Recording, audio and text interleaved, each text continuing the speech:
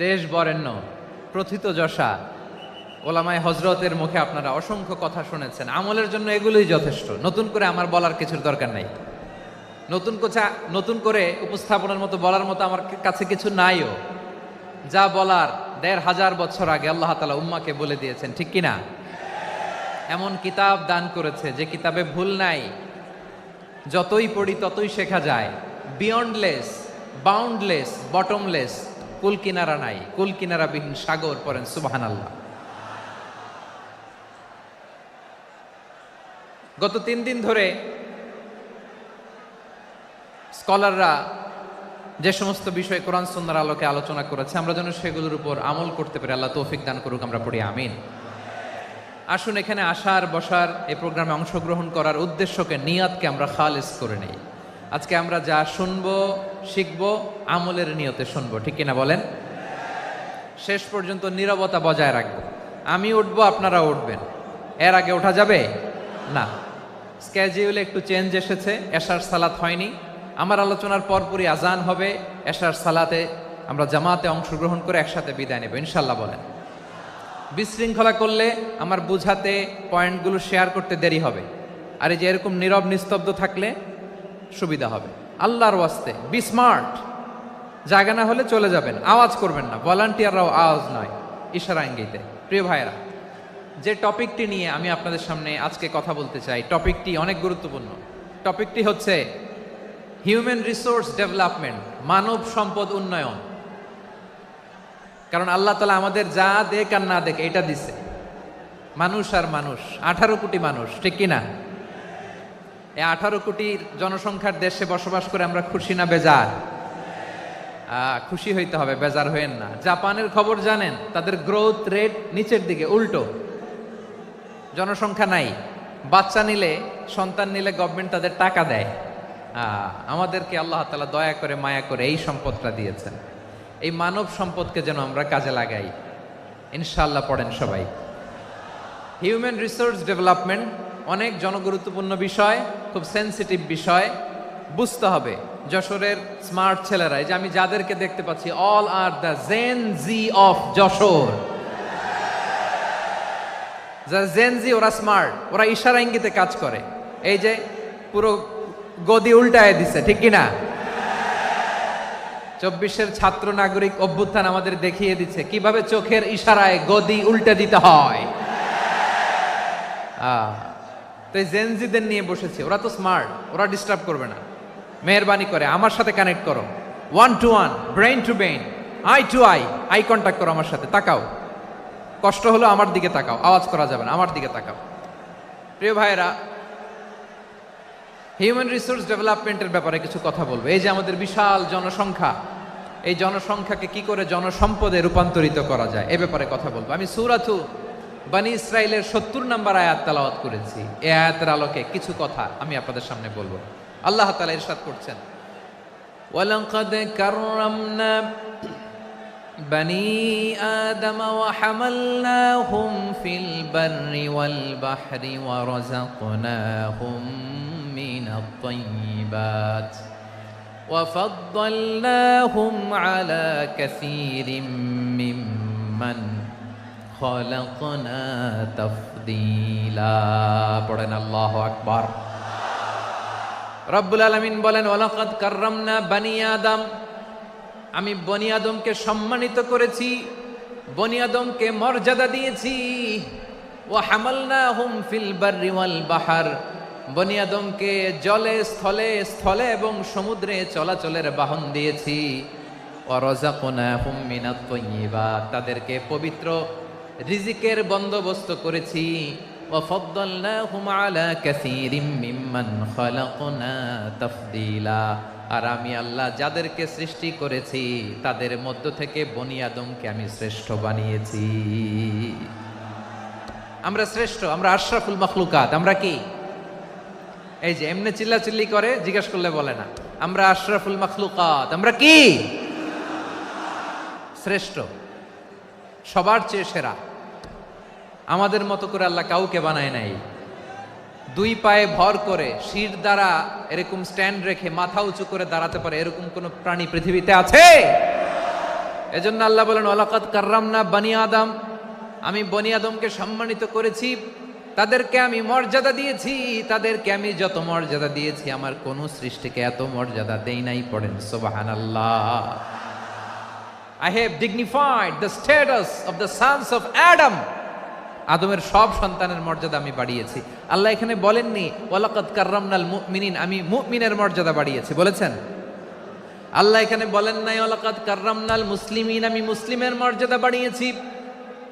আল্লাহ বলেছেন ওয়ালাকাদ কাররামনা বানি আদম, আমি বনি আদমের সম্মান বাড়িয়েছি, হোক সে মুমিন কিংবা কাফের, মুসলিম কিংবা মুশরিক, আস্তিক কিংবা নাস্তিক, আরব কিংবা অনারব, যেই হোক না কেন আদম সন্তান সবগুলার মর্যাদা বাড়ায় দিয়েছে কে?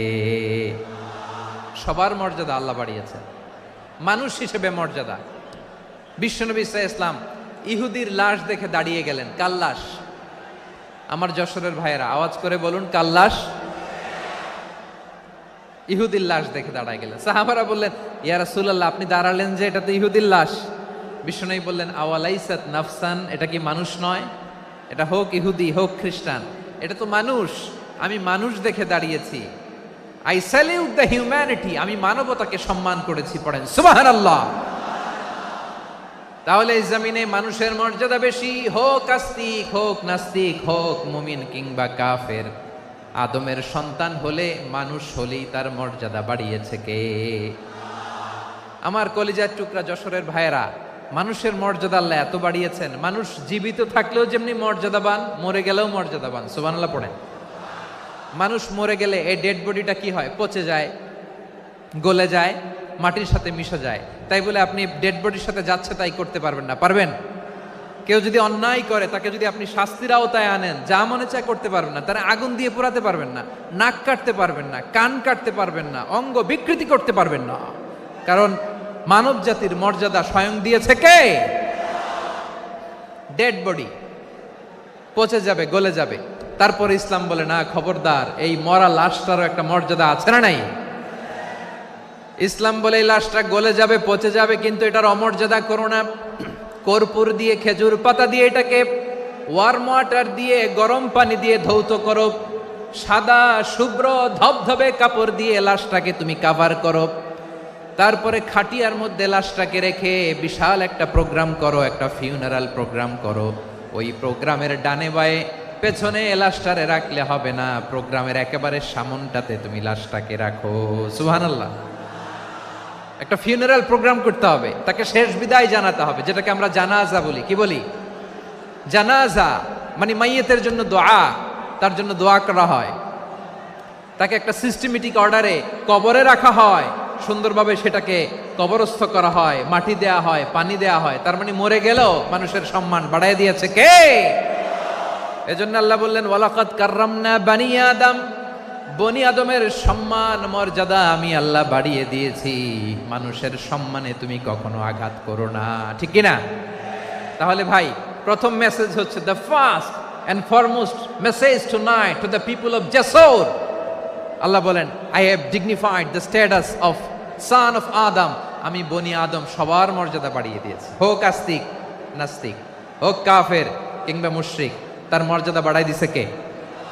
যখন বন্যা হয় আমরা ত্রাণ নিয়ে যাই, আমরা শুধু মুসলমানদেরকে ত্রাণ দেই নাকি?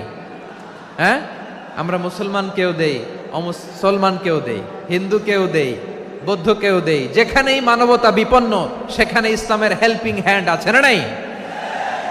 সুবহানাল্লাহ। কি দিন আমরা পেয়েছি, কি বিধান আমরা পেয়েছি। ওয়ালাকাদ কাররামনা বানি আদম, আমি বনি আদমকে সম্মানিত করেছি। এরপর আল্লাহ বললেন ওয়া হামালনাহুম ফিল বাররি ওয়াল বাহর, মানুষকে স্থলে এবং সমুদ্রে চলাচলের বাহন আমি দিয়েছি। স্থলে কিভাবে চলবে, জলে কিভাবে চলবে, এই বাহনের ব্যবস্থা করেছে কে? এই জেনজি, এই স্যামড়া, ইরাম করতেছো কিসের জন্য? হ্যাঁ, ইরাম করলে চলবি? হ্যাঁ, বস বস বস বস। আওয়াজ করতেছো কেন? দিবা না, কথা বলতে দিবা না আমাকে? তো এইটা বুঝি তোমাদের ভালোবাসার নমুনা? তোমাদের ভালোবাসার কারণে যদি আমি কোথাও দাঁড়াতেই না পারি, কোথাও বসতে না পারি, কোথাও দুটা কথা বলতে না পারি, এই ভালোবাসা দিয়ে কি হবে আমার? বরং ঘামতে ঘামতে ঘর্মাক্ত হব, রক্তাক্ত হব, কিন্তু সেন্ট্রালি যে ইনস্ট্রাকশন আসবে সেই ইনস্ট্রাকশনের এক চুল আমরা ডানে বায়ে যাব না। এইটা গণজাগরণের জন্য এইটা দরকার, ইসলামী বিপ্লবের জন্য এইটা দরকার। তো আধা ঘন্টা ধরে যদি তোমাদেরকে থামানোই না যায়, এই লস্কর দিয়ে আমি কি করব?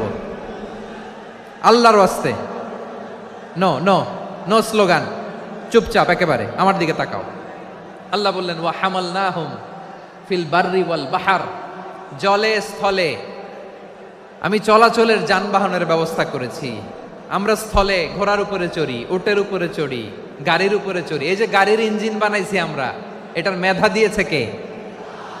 আবার সাগরের মধ্যে আমরা নৌযান, জলযান, বড় বড় জাহাজ দিয়ে এক মহাদেশ থেকে আরেক মহাদেশ যাই, এক দেশ থেকে মালামালগুলো আরেক দেশে পাঠাই।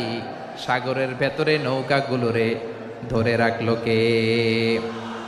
ওয়াল ফুলকিল্লাতী তাজরি ফিল বাহরি বিমা ইয়ানফাউন নাস। মানুষের উপকার আছে এরকম সরঞ্জামাদি নিয়ে সাগরের উপরে বিশাল বিশাল জলযানগুলো চলে, এগুলো ডুবে যায় না, কাত হয়ে যায় না, পড়ে যায় না। এগুলোকে স্থিতিস্থাপকতাকে ঠিক করে রাখলো কে? আপনারা জাহাজ দেখেছেন? জাহাজ, হ্যাঁ, বাড়ি চট্টগ্রাম হইলে দেখতে পারতেন, দেখছেন? বিশাল বিশাল জাহাজ, বিশাল জাহাজ মালামাল নিয়ে এক মহাদেশ থেকে আরেক মহাদেশে যায়। গত মাসে আমার জাপান সফর ছিল। এই যে বাংলাদেশে যে গাড়িগুলো চালান, বেশিরভাগ গাড়ি আসে কিন্তু জাপান থেকে। হাজার হাজার গাড়ি একটা জাহাজ বহন করতে পারে, হাজার হাজার গাড়ি। এটাতে সাগরের মধ্যে ভাসাইলো কে? সবাই বলুন, ভাসালো কে? হাজার হাজার গাড়ি নিয়ে জাপানিজ গাড়িগুলো আমাদের চট্টগ্রামের এয়ারপোর্টের বন্দরে ভিড়ে। যুক্তরাষ্ট্রে আমি দেখেছি বিশাল বিশাল জাহাজ। আপনারা টাইটানিক জাহাজের নাম শুনেছেন? টাইটানিকেরও 8 গুণ 10 গুণ বড়। সুবহানাল্লাহ কইবেন না? টাইটানিক জাহাজের 8 গুণ 10 গুণ বড় একটা জাহাজ আছে, আইকন অফ দ্য সি। আমি দেখে এসেছি। রয়্যাল ক্যারিবিয়ান দেখে এসেছি। সাগরের সামনে জেটিতে যখন দাঁড়ালাম, জাহাজটা যখন যায়, আমার মনে হচ্ছে একটা শহর, গোটা শহর, the entire city is floating on the water. পুরো একটা শহর মনে হয় পানির উপর দিয়ে ভেসে যাচ্ছে। পড়েন সুবহানাল্লাহ। এই যে আইকন অফ দ্য সি, এই ক্রুজ, এই জাহাজটা, এটার ভিতরে স্টেডিয়াম আছে। কিসের ভিতরে স্টেডিয়াম? কথা বুঝে নাই বোধহয়। স্টেডিয়াম কিসের ভিতর? সুইমিং পুল আছে, শপিং মল আছে, রেস্টুরেন্ট আছে, ক্লাব আছে, 3000 4000 রুম বিশিষ্ট, কক্ষ বিশিষ্ট হোটেল আছে। এই সবগুলোর নিয়ে এগুলো চলে সাগরের এই দোলার মধ্যে, জলোচ্ছ্বাসের মধ্যে। এই সাগরের ভেতরে এই জাহাজগুলোর ভাষায় রাখছে কে? সূরাতুর আর রহমানে আল্লাহ তাআলা বললেন ওয়ালাহুল জাওয়ারিল মুনশাআতু ফিল বাহরি কাল আ'লাম ফাবিআইয়ি আলা, সবাই পড়েন, ফাবিআইয়ি আলাই রাব্বিকুমা তুকাযযিবান। পাহাড় সম বড় বড় জাহাজগুলো মাল বোঝাই করে সাগরের মধ্যে ভেসে বেড়ায়। এগুলো দিয়ে মালামাল বহন করা যায়, মানুষরা এক দেশ থেকে আরেক দেশে যায়। এই জাহাজগুলোর সাগরের ভেতরে ভাসায় রাখলো কে? এই আয়াতের ভেতরে আল্লাহ তাআলা সূরাত বানী ইসরাঈলের এই চমৎকার আয়াতের ভেতরে আল্লাহ তাআলা বেসিকলি মানব জাতির প্রতি তার 4টি স্পেশাল অনুগ্রহের কথা বলেছেন। কয়টি? 2টা বলে ফেলছি। 1 নাম্বার, ওয়ালাকাদ কাররামনা বানি আদম, আমি বনি আদমের সম্মান বাড়াইছি। নাকি মুসলমানদের? নাকি মুসল্লিদের?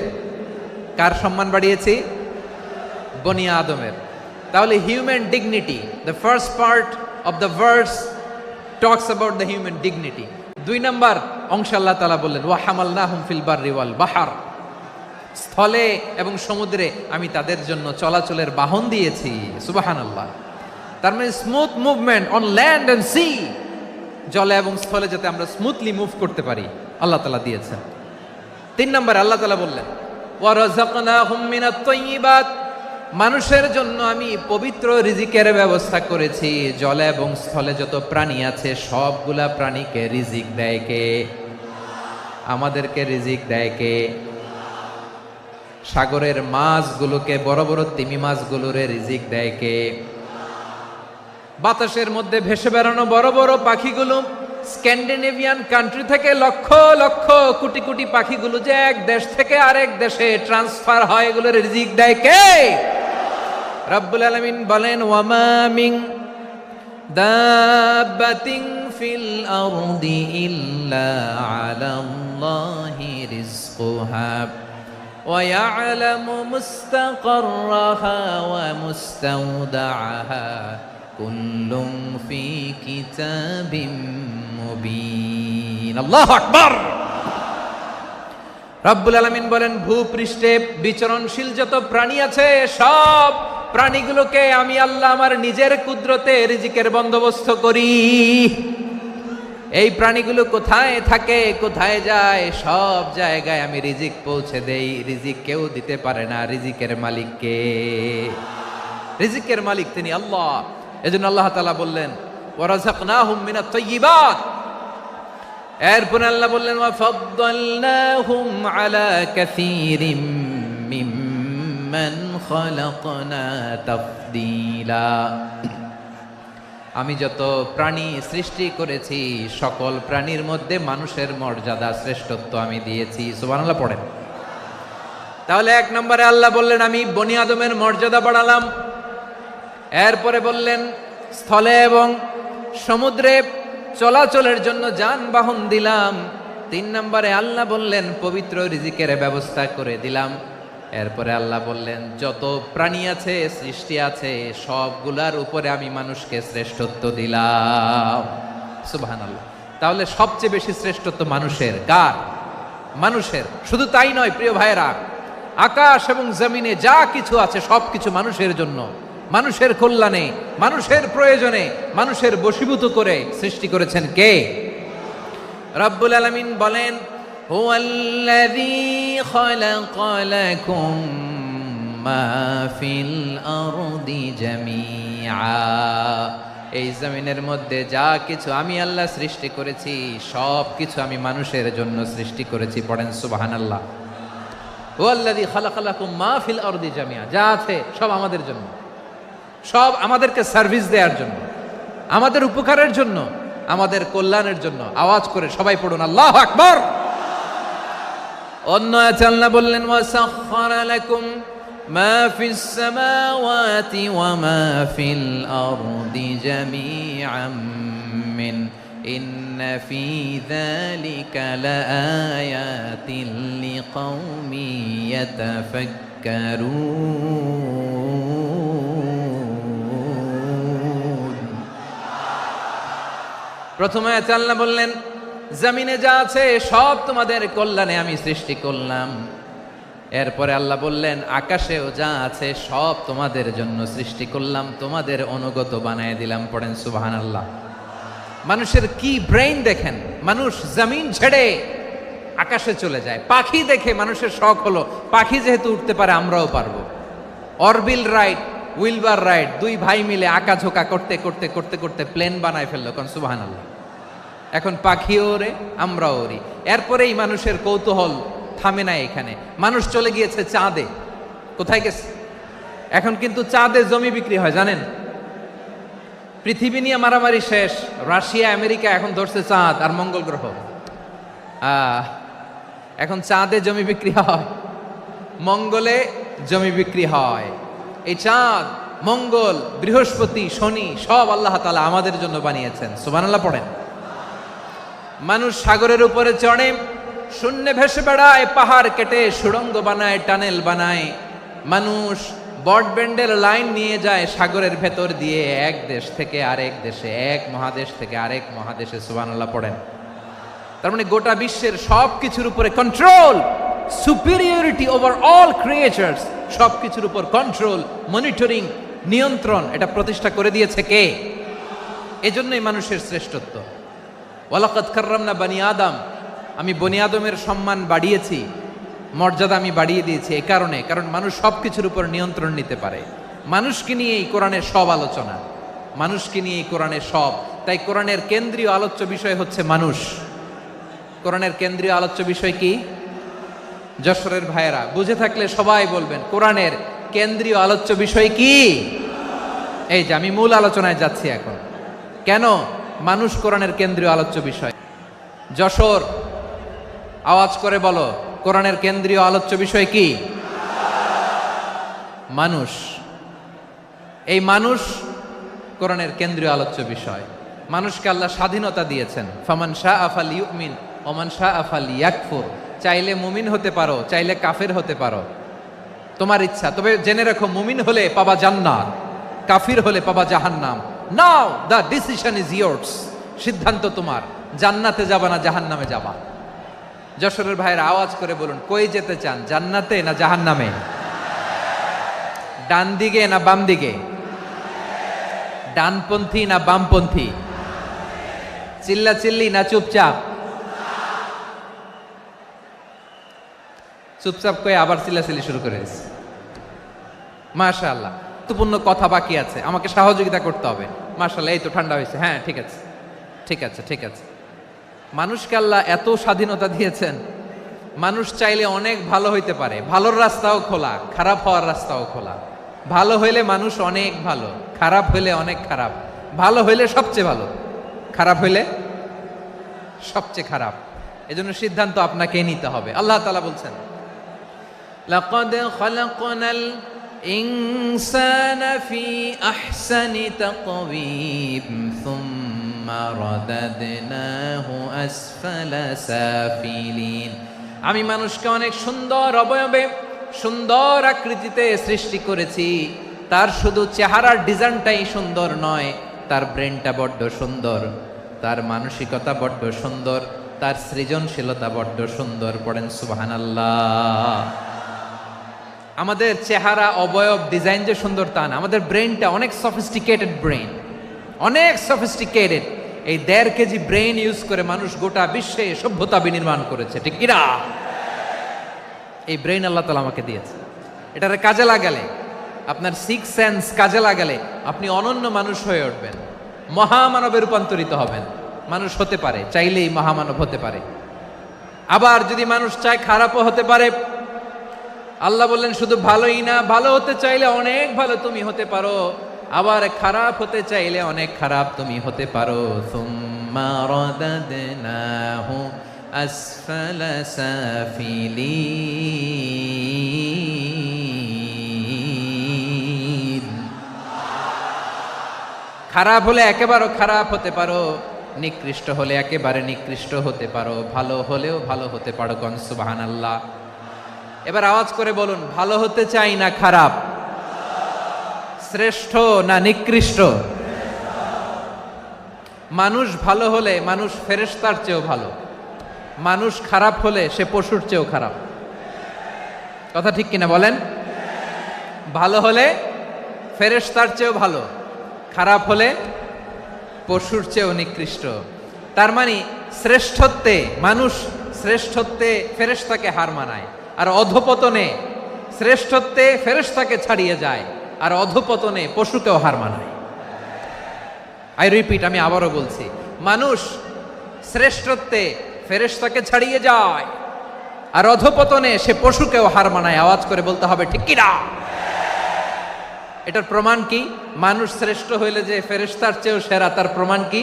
আল্লাহ তাআলা বলছেন, ওয়া ইয কুলনা লিল মালাইকাতি ইসজুদু লি আদম ফাসাজাদু ইল্লা ইবলিস আবা ওয়াস্তাকবারা ওয়া কানা মিনাল কাফিরিন। আল্লাহ বলেন, স্মরণ করো সে সময়ের কথা যখন আমি ফেরেশতাদেরকে বললাম, ও ফেরেশতারা আদমকে সেজদা দাও। সব ফেরেশতারা সম্মান সূচক সেজদা আদমকে দিল। তারা আদমের জন্য সেজদায় লুটিয়ে পড়লো, একজন ছাড়া, তার নাম ইবলিস। আওয়াজ করে বলেন, তার নাম কি? সে অহংকার প্রদর্শন করলো, সে কাফের হয়ে গেল। বাকি সব ফেরেশতারা সেজদা দিল। সুবহানাল্লাহ। আবার আদম আলাইহিস সালামকে আল্লাহ জিজ্ঞেস করলেন, সব বলে দিল উত্তর। কিন্তু ফেরেশতাদেরকে একই প্রশ্ন জিজ্ঞেস করলেন, তারা উত্তর করতে পারে নাই। তার মানে এর মধ্য দিয়ে প্রমাণিত হয় মানুষ ভালো হলে ফেরেশতার চেয়েও ভালো, ফেরেশতার চেয়েও মানুষের মর্যাদা বাড়িয়ে দিয়েছে কে? সব নূরের ফেরেশতা যখন মাটির আদমকে সেজদা দেয়, এটা প্রমাণ করে ফেরেশতার চেয়েও মানুষের মর্যাদা বাড়িয়ে দিয়েছে কে? তুমি মাটির আদমকে প্রথম সৃষ্টি করিয়া ঘোষণা করিয়া দিলে শ্রেষ্ঠ বলিয়া, তাই তো নূরের ফেরেশতা করে আদমকে সেজদা। ঠিক কিনা বলেন? তাই তো নূরের ফেরেশতা করে আদমকে সেজদা, সবার চেয়ে সম্মান দিলে মাটির আদমকে। আল্লাহু আল্লাহু তুমি জাল্লে জালালুহু, শেষ করা তো যায় না গে তোমার গুণগান। পড়েন না? পড়েন। আল্লাহু আল্লাহু তুমি জাল্লে জালালুহু, শেষ করা তো যায় না গে তোমার গুণগান। আল্লাহু আল্লাহু আল্লাহু আকবার। আদমের মর্যাদা বেশি, মানুষের মর্যাদা বেশি, মানুষ শ্রেষ্ঠ তার প্রমাণ নূরের ফেরেশতা মাটির আদমকে সেজদা করে আওয়াজ করে বলেন ঠিক কিনা? তাহলে মানুষ ভালো হলে ফেরেশতার চেয়ে ভালো, আবার মানুষ যদি খারাপ হয় সে পশুর চেয়েও খারাপ। অধপতনে পশুত্বকে হার মানায়। তার প্রমাণ কি? তার প্রমাণ হচ্ছে যশোরের ভাইরা দেখবেন পত্রিকায় নিউজ পেপারে মাঝে মাঝে এরকম দেখা যায়, এক মানুষ আরেক মানুষকে হত্যা করে 20 টুকরা করে বস্তার ভেতরে ভরেছে। আপনারা এই নিউজ পড়েন নাই না? দেখেন নাই? দেখছেন? মানুষ মানুষকে হত্যা করে কয় টুকরা? জোরে বলেন। এখানেই ক্ষান্ত হয় না, আবার কোথায় ভরছে? বস্তার ভেতরে। আচ্ছা, বুঝে থাকলে আওয়াজ করে বলেন, কোনদিন শুনছেন একটা হাতি আর একটা হাতিকে হত্যা করে 20 টুকরা করছে, এরপরে বস্তার ভিতরে ভরছে? হইছে? তাহলে দেখেন, মানুষ যদি খারাপ হয় সে পশুকেও হার মানায়। চিল্লায় বলো ঠিক কিনা? এমনও দুশ্চরিত্র মানুষ আছে যার যার নজর থেকে 6 মাসের ছোট্ট মেয়ে থেকে শুরু করে 80 বছরের বৃদ্ধারাও নিরাপদ নয়। পশুকেও হার মানে। মানুষের ঘর জ্বালিয়ে পুড়ে মেসাকার করে দেয়, জনপদের পর জনপদ জ্বালায় দেয়। এরকম আছে না নাই? বোমা মেরে শহরগুলো উড়িয়ে দেয়। এই যে ইসরায়েল গাজার মধ্যে যে অ্যাটাক করেছে, এরা মসজিদ মানে নাই, মসজিদে বম ফেলেছে। এরা খ্রিস্টানদের চার্চ গির্জা মানে নাই, গির্জায় বম ফেলেছে। পৃথিবীর ইতিহাসে never happened in the history of the world that someone bombed on a hospital, on a ICU center. এমন হাসপাতাল যেখানে আইসিইউর রোগীরা আছে, ওই হাসপাতালের উপরও ইসরায়েলি সৈনিকেরা বোমা মেরেছে। জোরে বলেন ঠিক কিনা? এরা মানুষ? আওয়াজ করে বলেন, এরা মানুষ না। প্রিয় ভাইয়েরা, চোখ কান নাক মুখ থাকলেই মানুষ না। যা সামনে দেখেন এগুলো সব মানুষ না, এগুলো জনসংখ্যা। এগুলো কি? সবাই বলুন, এগুলো কি? বাড়ছে জনসংখ্যা, কমছে মানুষ। বাড়ছে জনসংখ্যা, কমছে। এই দুনিয়া এখন তো আর সেই দুনিয়া নাই, মানুষ নামের মানুষ আছে দুনিয়া বোঝাই, সেই মানুষের ভিড়ে আমার আসল মানুষ নাই। ঠিক কিনা? আসল মানুষের বড্ড অভাব। আসল মানুষের বড্ড অভাব। আমার ভাইয়েরা, মানুষ খারাপ হলে পশুকেও হার মানায়। আচ্ছা, আওয়াজ করে বলেন, এই যশোরের ছেলেরা এদিক তাকাও, আওয়াজ করে বলো, যে ইসরায়েলি সোলজাররা উপর থেকে বোমা মারল, তারাও মানুষ? তারাও কি? ওরাও রক্তে মাংসে মানুষ, ওদেরও পরিবার আছে। বোমা মেরে যেই মেয়েটাকে তারা অনাথ বানায়, ইয়াতিম বানায়, ও কিন্তু বাসায় ওর মেয়েটাকে রেখে আসছে। ঠিক কিনা বলেন? বম্বিং করে যে বাবাকে মেরে, স্বামীকে মেরে স্ত্রীকে বিধবা বানায়, তারও ঘরে স্ত্রী আছে। উপর থেকে বোম মেরে মানুষ মেরে দিচ্ছে, তারাও মানুষ। 1945 সালের 6ই আগস্ট আমেরিকান সোলজাররা হিরোশিমায় বম মেরেছে। আমি নিজে দেখে এসেছি জাপানের হিরোশিমাতে।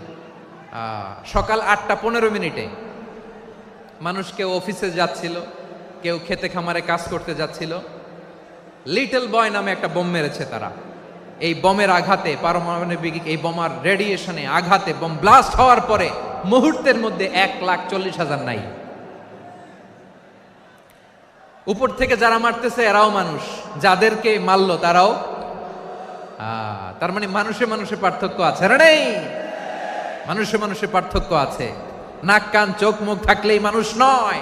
বাড়ছে জনসংখ্যা, কমছে মানুষ, চিল্লায় বলো ঠিক কিনা? তাহলে আমরা বুঝলাম মানুষ ভালো হলে অনেক ভালো, খারাপ হলে অনেক খারাপ। ও আমার কলিজার টুকরা যশোরের ভাইয়েরা, আসুন না 3 দিন ব্যাপী এই তাফসিরুল কোরআনের ঐতিহাসিক প্রোগ্রাম থেকে আমরা সিদ্ধান্ত নেই আমরা ভালো মানুষ হব নাকি খারাপ মানুষ হব। কলিজা থেকে, প্রাণ থেকে আওয়াজ করে সবাই বলুন, ভালো মানুষ নাকি খারাপ মানুষ? ভালো মানুষ হইতে হবে। ভালো মানুষ যারা জগৎটাকে এনলাইটেন করবে, যারা এনলাইটেন করবে, যারা সত্যের বীর সেনানী হয়ে দাঁড়াবে, যারা সত্যের পক্ষে কথা বলবে, যারা জালিমের মসনদকে ভেঙে খান খান করে দেবে। এরকম হওয়ার দরকার আছে না নাই? এরকম ভালো মানুষ আমরা হতে চাই কি চাই না? মানুষকে যত্ন নিলে মানুষ যে কত ভালো হয় আপনি কল্পনাও করতে পারবেন না। এই যে আপনাদের যশোরে যে ভালো ছেলেগুলো আছে, যে ভালো তরুণগুলো আছে, যে যুবকগুলো আছে, যে ভালো আলেমরা আছে, ভালো নেতারা আছে, সবাই যদি তাদের মতো হতো পুরো যশোরটা একটা জান্নাতের টুকরা হয়ে যেত। আওয়াজ করে বলেন ঠিক কিনা? মানুষকে নার্চারিং করলে, মানুষকে পলিশ করলে, মানুষকে গ্রুমিং করলে, মানুষকে সঠিক তারবিয়া দিলে মানুষ অনন্য হয়ে ওঠে। প্রতিটি মানুষ অনন্য। আমি অনন্য, আপনি অনন্য, আমরা সবাই অনন্য। সুবহানাল্লাহ বলেন। মানুষকে আল্লাহ তাআলা দিয়েছেন অসীম ক্ষমতা, অসীম ক্ষমতা। সুবহানাল্লাহ। একটা মানুষ পারে না এমন কিছু নাই, একটা মানুষ পারে না এমন কিছু নাই। বিশ্বাস করতে হবে, মানুষ যা কল্পনা করতে পারে ওইটা মানুষ করে দেখাতে পারে। যশোরের ভাইয়ের, আই রিপিট, আমি আবারও বলছি, এই চিল্লাচিল্লি করলে আমার এই গুরুত্বপূর্ণ কথা তোমরা মিস করবা, মিস করবা। কপাল পড়া হয়েও না, আওয়াজ করে কপাল পড়া হবে না। আমার দিকে তাকাও। মানুষ, মানুষ যা কল্পনা করতে পারে সেটা মানুষ করে দেখাতে পারে। তুমি তোমার কল্পনার রাজ্যকে সাজাও, তোমাকে হারাতে পারে এমন কোন শক্তি আল্লাহর জমিনে নাই। তোমার কি শক্তি, কি সম্ভাবনা তুমি জানোই না মিয়া। তুমি এদিকে তাকাও কেন? তোমার রাস্তা তো ওই দূরে। তুমি কোথায় যাবে, আল্লাহ তোমার টেনে কোথায় নিয়ে যাবে তুমি কিছুই জানো না। Plan big, dream big. কল্পনার শক্তিকে বড় করো। মানুষ যা কল্পনা করতে পারে মানুষ তা করে দেখাতে পারে। মানুষের কাছে অসাধ্য কিছু নাই মৃত্যু ছাড়া, এক্সেপ্ট ডেথ। মৃত্যু ছাড়া মানুষ সবকিছুকে জয় করতে পারে। মৃত্যু ছাড়া যে কোনো অসাধ্যকে সাধন করার ক্ষমতা মানুষকে দিয়ে দিয়েছে কে? হারার জন্য তোমার জন্মই হয় নাই, তোমার জন্ম হয়েছে জিতার জন্য, বিজয়ের জন্য তোমার জন্ম। মানুষের শুরুটাই হয় বিজয় দিয়ে। যশোর, আওয়াজ করে বলো, মানুষের শুরু হয় কি দিয়ে? আমরা যখন আমার পিতার পৃষ্ঠদেশে ছিলাম, পিতার পৃষ্ঠদেশ থেকে শুক্রাণু যখন মায়ের গর্ভদেশে যেয়ে পড়ে, কতটা শুক্রাণু ভ্রমণ শুরু করে জানো? 20 কোটি শুক্রাণু।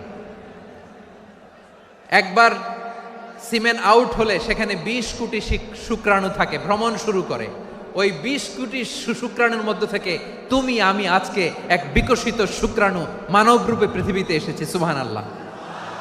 ওই 20 কোটি শুক্রাণুর প্রতিযোগিতায় সবাই রে পেছনে ফেলে সেদিন আমি সফল হয়েছিলাম, সেদিন আমি বিজয়ী হয়েছিলাম।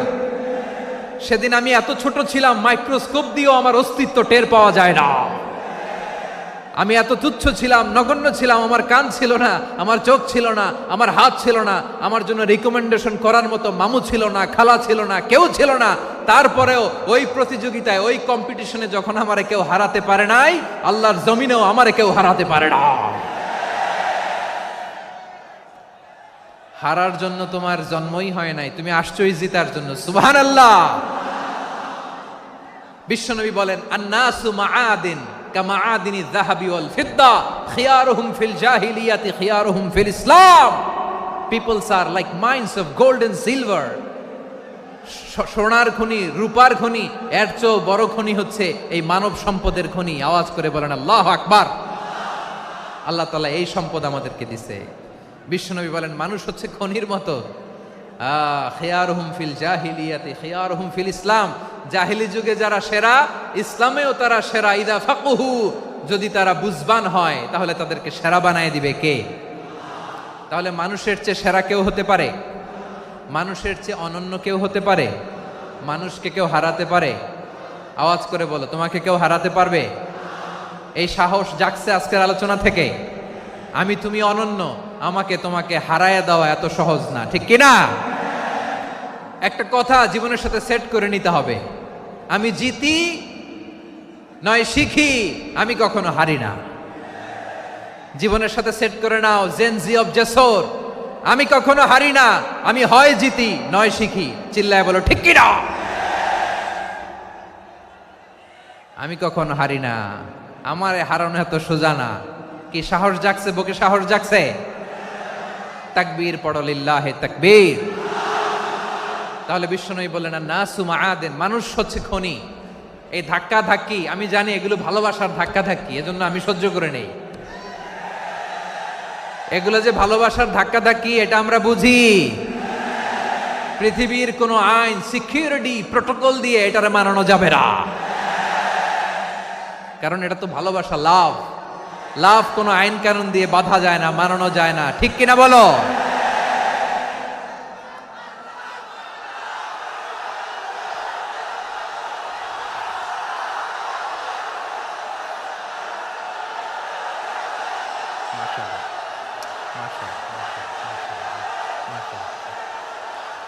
ঠিক আছে, বসুন বসুন বসুন।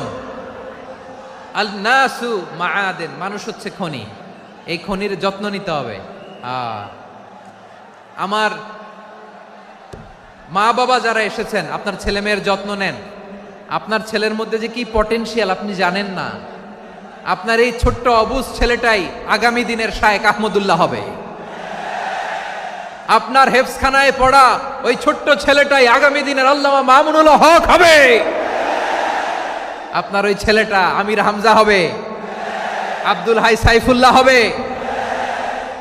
এভাবে বড় বড় আলেম হবে, তারা যুগশ্রেষ্ঠ আলেম হবে। সেই একদিন এই বাংলাদেশের পার্লামেন্টে যে বক্তব্য দিয়ে যশোরের পক্ষে কথা বলবে।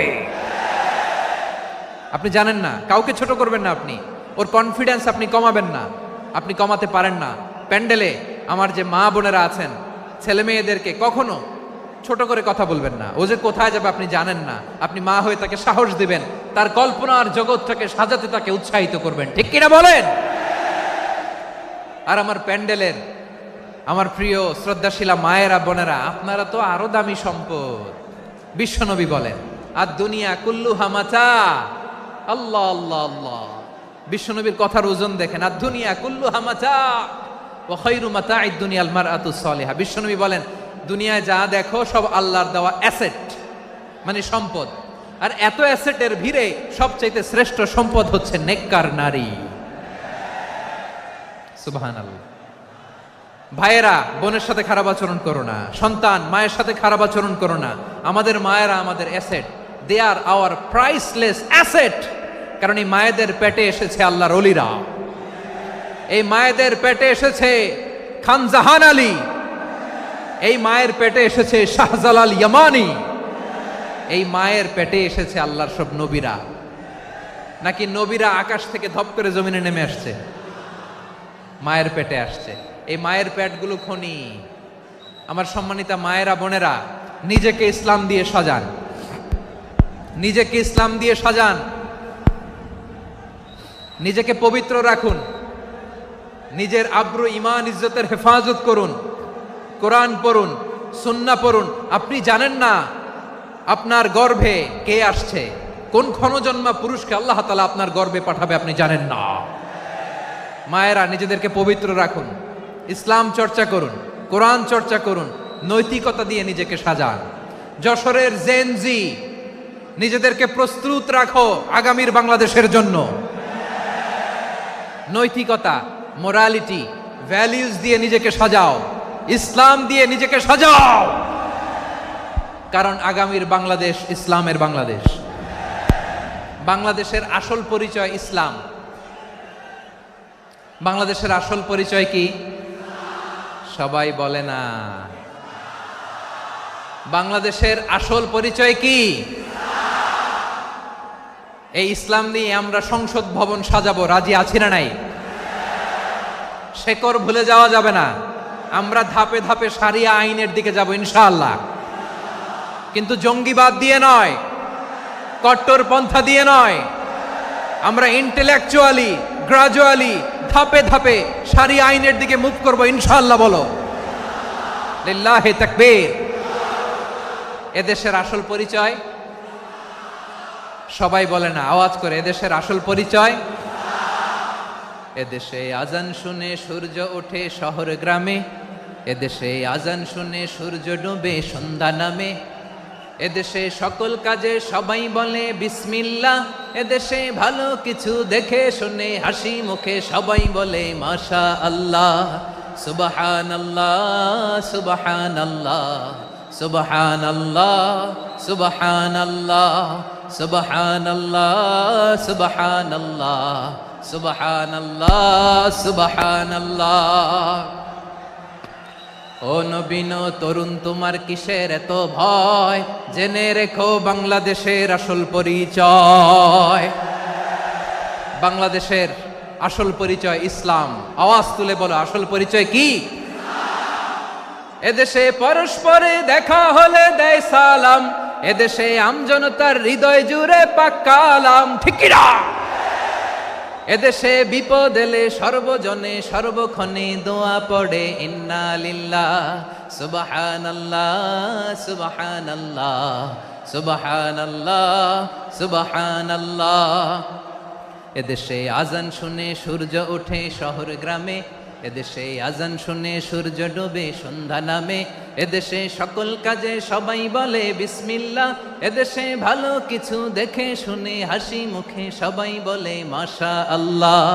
সুবহানাল্লাহ, আওয়াজ করে, সুবহানাল্লাহ, সুবহানাল্লাহ, সুবহানাল্লাহ, সুবহানাল্লাহ। সবাই একসাথে সুবহানাল্লাহ, সুবহানাল্লাহ, সুবহানাল্লাহ, সুবহানাল্লাহ। এদেশের আসল পরিচয় কি?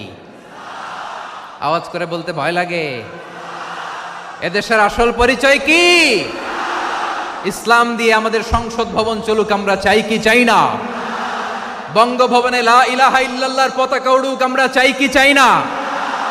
প্রতিটি জেলা অফিসে, ডিসি অফিসে লা ইলাহার পতাকা ঝুলুক, আমরা চাই কি চাই না? কারা কারা চাই হাত তুলে আল্লাহরে দেখায়।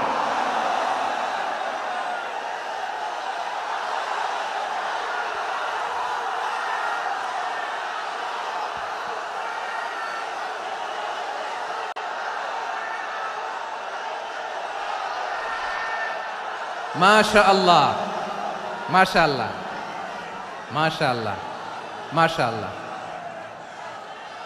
যশোর, আওয়াজ করে বলো, ভালো মানুষ না খারাপ মানুষ? বুঝে বলছো তো? মানুষ ভালো হলে যে কত ভালো। এই মানুষকে যত্ন নিলে, মানুষকে মানুষ বানালে যে সে কি হতে পারে শুনবা? হ্যাঁ, নাকি মোনাজাত দিয়ে দিব? শুনবা? তাহলে থামতে হবে। থামো, আমি যখন বলবো থামো থামো, তাকবীরের সময় দিলে তাকবীর। থামো থামো। মানুষকে যত্ন নিলে, এই এদিকে এদিকে, ড্রোন নামায় ফেলো। হয়েছে, ড্রোনের ফুটেজ হয়ে গেছে, এবার ড্রোন নামায় ফেলো। আমার দিকে তাকাও। মানুষকে, তোমরা এদিক সেদিক তাকালে তো গুরুত্বপূর্ণ পয়েন্ট মিস হয়ে যাবে। এদিকে এদিকে, হ্যাঁ ঠিক আছে, এদিকে। মানুষকে যত্ন নিলে মানুষের মধ্যে যারা কি পটেনশিয়াল রেখেছে। আমি জাপানের দুইটা উদাহরণ দেই। জাপানের, এই এই এভাবে এভাবে হবে, হয় বসো নয় পেছনে, কথা নাই, কথা তো বলাই যাবে না, হারাম কথা বলা আজকে, একেবারে চুপ। আজকের জন্য হারাম করে দিছে আমি এই কিছু সময়ের জন্য, একেবারে নিষিদ্ধ। জাপানের দুইটা উদাহরণ দেই, খেয়াল করে একটু শুনেন, বুঝবেন। আল্লাহ, 2022 সালে জাপানের সাথে জার্মানির খেলা, ফিফা ওয়ার্ল্ড কাপ 2022। এক পক্ষে জাপান, আরেক পক্ষে কোন দেশ? কথা শোনে নাই। এক পক্ষে কোন দেশ, আরেক পক্ষে? সবাই। এক পক্ষে, আরেক পক্ষে। ওই খেলায় জিতেছিল জাপান, জিতেছিল 22 সালের এই ফিফা ওয়ার্ল্ড কাপে জাপান ফুটবল খেলায় জিতে as a part of their celebration তারা খেলার পরে পুরো স্টেডিয়ামটারে ক্লিন করে, the fan base of Japan. লক্ষ লক্ষ মানুষ খেলা দেখতে যায়, তো এত ডাস্টবিনও তো নাই, তো যারা ডাস্টবিনে জায়গা পায় নাই তারা এই যে চকলেটের প্যাকেট, পানির বোতল, চিপসের প্যাকেট তারা এদিকে সেদিকে রেখে দিয়েছে। জাপানের ভক্তরা, জাপানের ফলোয়াররা as a part of their celebration তারা খেলার পরে পুরো স্টেডিয়ামের সব ময়লা আবর্জনা ক্লিন করে তারপরে বিদায় নিয়েছে। তাদেরকে কি ক্লিন করার দায়িত্ব দেয়া হয়েছিল? এই যশোর, জাপানের যে ছেলেরা খেলা দেখতে গেছিল ওদেরকে কি ক্লিন করার দায়িত্ব দিছিল? তারা কি স্টেডিয়ামের পরিচ্ছন্নতা কর্মী? তাদের আকল, তাদের সিক্স সেন্স তাদেরকে বলেছে। ছোটবেলা থেকে জাপান গভর্নমেন্ট ওদেরকে এত পরিচ্ছন্নতা শেখায়, ক্লিনলিনেস অ্যাওয়ারনেস ক্যাম্পেইন করায়। ক্লাসে আমি দেখেছি, ক্লাসে নিজের বেঞ্চ নিজে মুছে, ক্লাসের মাঝখানে একটা সময় দেয়, নিজের টেবিল নিজে মুছে, নিজের ক্লাসরুমটা নিজে পরিষ্কার করে। রাস্তাঘাটে একটা ধুলা নাই, ময়লা নাই, একটা টিস্যু নাই। খেলার পরে গোটা বিশ্বকে তাক লাগিয়ে দিয়েছে। জাপানের ফ্যানরা সবার রেখে যাওয়া গার্বেজ, টিস্যু, বোতল পরিষ্কার করে তারপরে স্টেডিয়াম থেকে বিদায় নিয়েছে। আমরা কেন এমন হইতে পারলাম না? আমরা কেন এমন হইতে পারলাম না? জাপানের যারা এগুলো করছে ওদের 3টা করে চোখ না? চোখ তো 3টা, জাপানো লাগো। জাপানো লাগো হাত তো 4টা, কান তো 6টা। হ্যাঁ, নাকি আমার মতো 2 হাত 2 কানওয়ালা মানুষ? চোখে দেখলে ওটা মানুষ না। চিন্তা করছেন? তার মানে জাপানিজদেরকে যে গ্রুমিং করে শিখানোর মাধ্যমে পরিচ্ছন্ন বানানো গেছে, ওরা যেমনি মানুষ আমরাও মানুষ। আমাদের সন্তানদেরকে শেখালে তারাও পারবে, পারবে কিনা? 2 নম্বর উদাহরণ বলি। চট্টগ্রাম ফেনীতে যারা গিয়েছেন, মেঘনা গোমতী ব্রিজ প্রকল্প নাম শুনছেন? মেঘনা একটা ব্রিজ পার হওয়া লাগে। এই মেঘনা গোমতী, এখানে 3টা ব্রিজ কাঁচপুর সহ, এই 3টা ব্রিজের নির্মাণ কাজ, রেনোভেশনের কাজ দেয়া হয়েছিল জাপানের একটা কোম্পানিকে। কাকে? জাপানের কোম্পানির নির্মাণ শেষে 738 কোটি টাকা বেঁচে গেছিল, এটা গভর্নমেন্টের হাতে দিয়ে তারা বিদায় নিয়েছে। কত টাকা? 738 কোটি টাকা। যত প্রাক্কলিত ব্যয় নির্ধারণ করা হয়েছে সব টাকা সরকার, তৎকালীন সরকার 2019-এর সরকার, কারা ছিল তো জানেন? এই 2019-এর সরকার তাদেরকে দিয়েছে। তারা রিনোভেশন নির্মাণ শেষে 738 কোটি টাকা অতিরিক্ত বেঁচে গেছিল, এটা আবার গভর্নমেন্টের হাতে বুঝাই দিয়ে তারা বিদায় নিচ্ছে। আমরা কেন এমন হইতে পারলাম না? জাপানের ওরাও মানুষ, আমরাও মানুষ, তার মানে মানুষে মানুষে পার্থক্য আছে না নাই? আচ্ছা, জাপানের 2টা উদাহরণ দিলাম, এবার আমার দেশের 2টা উদাহরণ দিব না? বাংলাদেশের 2টা উদাহরণ দিই। 1 নম্বর উদাহরণ, গত সপ্তাহে আপনারা জানেন কক্সবাজার আমার একটা প্রোগ্রাম ছিল, তো হেলিকপ্টারে গিয়েছিলাম। ফেনী জেলা যখন পার হচ্ছি আমি দেখলাম 3টা উইন্ডমিল। উইন্ডমিল চিনেন তো? বিশাল পিলার, 3টা 4টা পাখা থাকে। বায়ু বিদ্যুৎ কেন্দ্র, বাংলাদেশের প্রথম বায়ু বিদ্যুৎ কেন্দ্র এটা। মুহুরী প্রজেক্ট বলে এটার, সম্ভবত মুহুরী প্রজেক্ট। তো সাগরের বাতাসের ঝাপটায় এটা ঘুরে এনার্জি হয়, ইলেকট্রিসিটি উৎপাদন হয়। তো আমি পাইলটকে বললাম, ভাই এগুলো থেকে কেমন ইলেকট্রিসিটি উৎপাদন হয়? কয়, হুজুর একটুও হয় না, কিছুই হয় না। কিছুই হয় না মানে?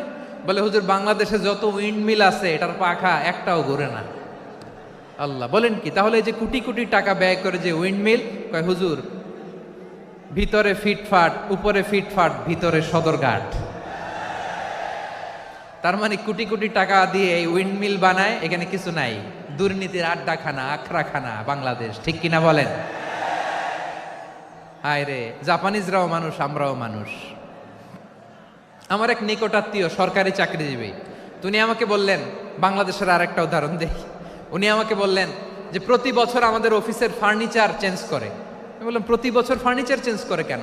বলে যে ফার্নিচার নতুন পারচেজ করলেই তো ওইখানে টাকা, নতুন কিনতে পারলেই টাকা, নতুন উন্নয়নের সবক শোনাতে পারলেই টাকা। প্রথম আলোর রিপোর্ট, কি আলো?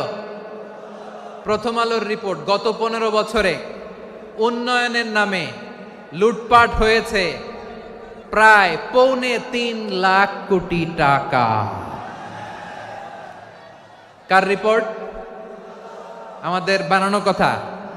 প্রথম আলোর রিপোর্ট। গত 15 বছরে কারা ছিল জানেন তো? হ্যাঁ, শুধু ওনাদেরকেই দোষ দিয়ে লাভ নাই। স্বাধীনতার পর থেকে শুধু শাসকের হাত বদল হয়েছে, আমরা কিছু পাই নাই, ঠিক কিনা বলেন? শুধু ওনাদের দোষ দিয়ে কি লাভ? একদল খাইছে, আরেক দল খাওয়ার জন্য রেডি হয়ে আছে। আমরা এরকম চাই না, জনগণকে ফুটপাতে বসাই দিস। প্রিয় ভাইয়েরা, তাহলে জাপানের মানুষও মানুষ, আমরাও মানুষ।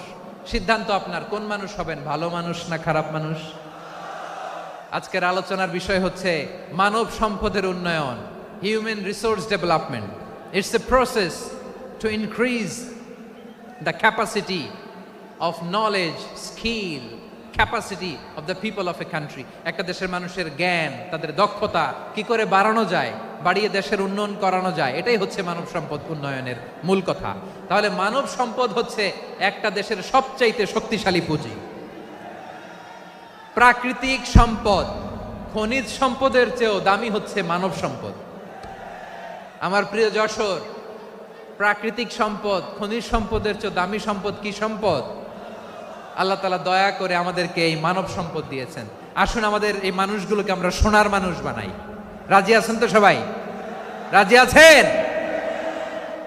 মানুষ পারে না এমন কোনো কিছু নাই, চাইলে সব পারে। এজন্য মানুষকে তারবিয়া দিতে হবে, যথাযথভাবে তাদেরকে গড়তে হবে। আসুন আমরা সিরাতের আয়নায় বিশ্বনবীর জীবনী থেকে দেখি তিনি কিভাবে হিউম্যান রিসোর্সকে ম্যানেজ করতেন। যদি আপনাদের সময় হয়, দু একটা উদাহরণ দিয়ে আজকে আমি আমার আলোচনার বিদায় নিব। হবে সময় হবে কয়েক মিনিট? হ্যাঁ, শান্ত থাকবেন তো? শান্ত থাকবা? হ্যাঁ, ঠিক আছে। এই ধাক্কার মধ্যে ঢুকছে, এবার মজা বুঝতেছো তো? হ্যাঁ, মানা করছিলাম না? ঠিক আছে, টের পাও। হ্যাঁ, ঠিক আছে। যে আওয়াজ করবে আমি ওকে দেখতেছি, কে কে আওয়াজ করে দেখতেছি। শেষ কথা, শেষের দিকে চলে আসছি। বিষ্ণু ইসলাম কিভাবে হিউম্যান রিসোর্সকে ম্যানেজ করতেন, মজার কথা আছে কয়েকটা, বলে বিদায় নিব। বিশ্বনবী কিভাবে এই মানব সম্পদকে ম্যানেজ করতেন। বিশ্বনবী, he was a very good talent hunter, চৌকস ট্যালেন্ট হান্টার ছিল। কার মধ্যে কি ট্যালেন্ট আছে দেখলেই বুঝে ফেলতেন। সুবহানাল্লাহ পড়বেন না? কি নবী আমরা পেয়েছি! He was a very good talent hunter. আমার নবী, তিনি চৌকস ট্যালেন্ট হান্টার ছিলেন। কার মধ্যে কি প্রতিভা বের করতেন, ওই প্রতিভাকে ইসলামের কল্যাণে কাজে লাগাতেন। সুবহানাল্লাহ বলেন। যাকে যেই জায়গায় সেট করলে ভালো হবে তাকে ওই জায়গায় সেট করতেন। কয়েকজন সাহাবীর জীবনী শোনাই। আবু মাহজুরা রাদিয়াল্লাহু তাআলা আনহু, মক্কার মুয়াজ্জিন, আগে ছিল মুশরিক, পরে হয়েছে মুমিন। উনি কিভাবে মুমিন হইলেন এই ঘটনাটা একটু আপনাদের শোনাতে চাই। তা আপনাদের তো সময় নাই হাতে। হ্যাঁ, সময় আছে? এই জেনজি শেষ করে দিল আজকের প্রোগ্রামটা। 1 ঘন্টা ধাক্কা ধাক্কি করে কেমনে দাঁড়ায় আছে আমি বুঝলাম না।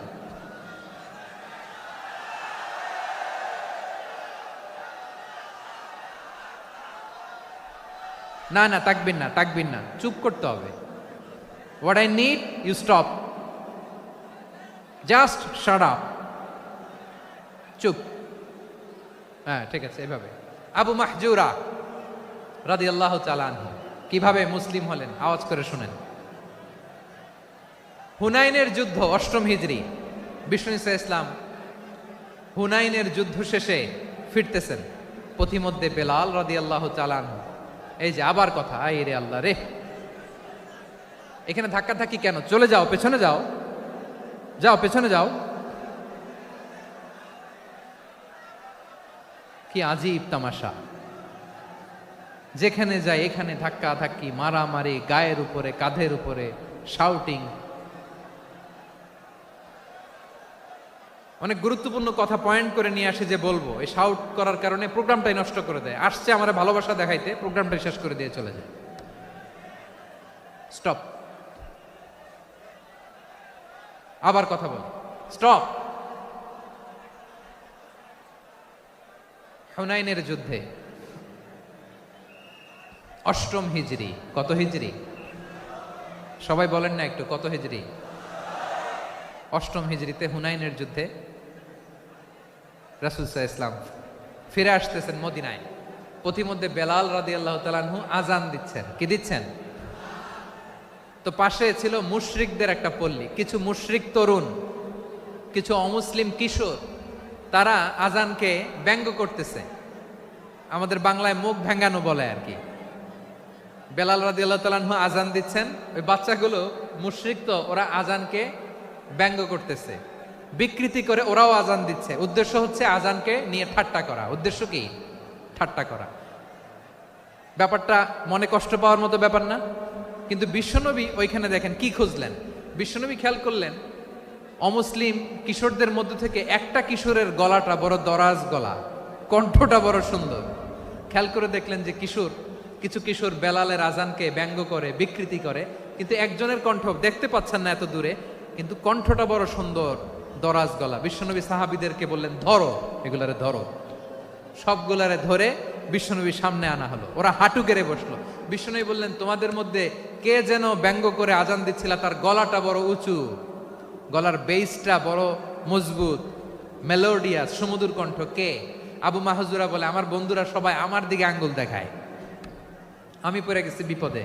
রাসূল সাল্লাল্লাহু আলাইহি ওয়াসাল্লাম বাকি অমুসলিম তরুণদেরকে ছেড়ে দিলেন, বললেন তোমরা যাও। এবার আবু মাহজুরারে পাইছে। আবু মাহজুরার চুলের মধ্যে হাত দিলেন বিশ্বনবী, মাথায় হাত দিয়ে বললেন, এবার আজান দাও দেখি। আবু মাহজুরা বলে, আমি তো আজান দিতে জানি না, কারণ আমি তো বেলালেরটা শুইনা দিছি, আমার তো মুখস্থ নাই, আমি তো আজান দিতে জানি না। বিশ্বনবী বললেন, জানো না? তাহলে আসো, আমি তোমারে শিখাই দেই। সুবহানাল্লাহ পড়েন। আবু মাহজুরা হাঁটু গেড়ে বসে, বিশ্বনবীর মোবারক হাত আবু মাহজুরার চুলের মধ্যে। বিশ্বনবী আজানের মুআল্লিম আবু মাহজুরাকে বলতেছে, ঠিক আছে তোমারে শিখাই দিচ্ছি, আমি যা যা বলবো আমার সাথে সাথে বলো, পারবা? আবু মাহজুরা বলে, পারবো। বিশ্বনবী আজান দিচ্ছেন, মাথায় হাত দিয়ে আল্লাহু আকবার, আল্লাহু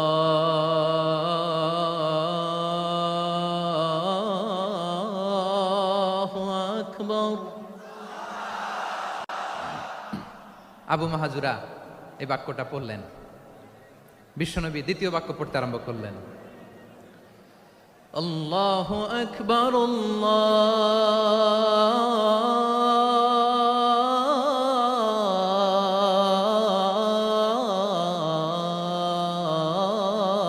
আল্লাহু আকবার। আবু মাহজুরা এই বাক্যটাও বললেন। বিশ্বনবী আবু মাহজুরার মাথার মধ্যে হাত দিয়ে তৃতীয় বাক্য পড়লেন,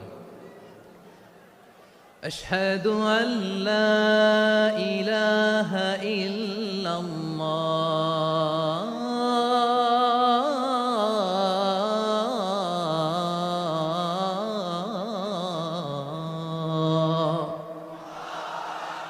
আবু মাহজুরা তৃতীয় বাক্য পড়লেন। বিশ্বনবী একটা বাক্য পরে আবু মাহজুরা পরে, বিশ্বনবী পরে আবু মাহজুরা পরে। আবু মাহজুরা কিন্তু অমুসলিম, মুশরিক। আবু মাহজুরা বলে, এক একটা বাক্য পড়ি আমার কলিজাটা গলে ঠান্ডা হয়ে যায়। এতদিন মোহাম্মদকে গালি দিতাম, এখন মোহাম্মদ আমার মাথায় যখন হাত রাখছে আমার সারা শরীর ঠান্ডা হয়ে গেছে। বিশ্বনবী আজান শিখাচ্ছেন, একটা একটা বাক্য পড়ে আবু মাহজুরাও পড়ে, বিশ্বনবী পড়ে, আবু মাহজুরাও পড়ে। পুরো বাক্যগুলো যখন শেষ, আজান শেষ, আবু মাহজুরাও যখন পুরো আজান পড়লেন, আবু মাহজুরা বললেন, এতদিন মোহাম্মদের চেহারা দেখলে আমার ঘৃণা লাগতো, আজ থেকে মোহাম্মদের চেহারার চেয়ে প্রিয় চেহারা আমার কাছে নাই। আবু মাহজুরা বললেন, ও মুহাম্মদ, আজানের বাক্য তো আপনি আমারে শেখালেন, এখানেই শেষ করবেন না, আপনি আমারে পড়ায় দেন, লা ইলাহা ইল্লাল্লাহু মুহাম্মাদুর রাসূলুল্লাহ সাল্লাল্লাহু আলাইহি ওয়াসাল্লাম। বিশ্বনবীর সাথে দাঁড়িয়ে উনি শাহাদা পড়ে মুসলমান হয়ে গেলেন। এবার আবু মাহজুরা বলে, ইয়া রাসূলুল্লাহ, ইয়া হাবিবাল্লাহ, আমি মুমিন হয়েছি, মুসলমান হয়েছি। আপনার কাছ থেকে আজান শিখার সৌভাগ্য আমি লাভ করেছি গো নবী। আমার কণ্ঠের বড় তারিফ করেছেন আপনি, আমার আজানকে আপনি পছন্দ করেছেন। একটা জিনিস আপনার কাছে চাই, আপনি আমাকে মক্কার মসজিদুল হারামের মুয়াজ্জিন হিসেবে অ্যাপয়েন্ট করে দে। বিষ্ণু ইসা ইসলাম বললেন, যাও আবু মাহজুরা, আমি তোমাকে পৃথিবীর শ্রেষ্ঠতম মসজিদ মক্কার মসজিদুল হারামের মুয়াজ্জিন হিসেবে অ্যাপয়েন্ট করে দিলাম। দেখছেন কিভাবে ট্যালেন্ট হান্টিং করতে হয়, কিভাবে হিউম্যান রিসোর্স মানব সম্পদকে ব্যবহার করতে হয়।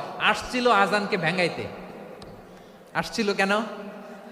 আজানকে ব্যঙ্গ করার জন্য, বিকৃত করার জন্য। আজানকে বিকৃত করতে যে ইসলামের সবচাইতে শ্রেষ্ঠ মসজিদের মুয়াজ্জিন হয়ে গেল। পড়েন সুবহানাল্লাহ।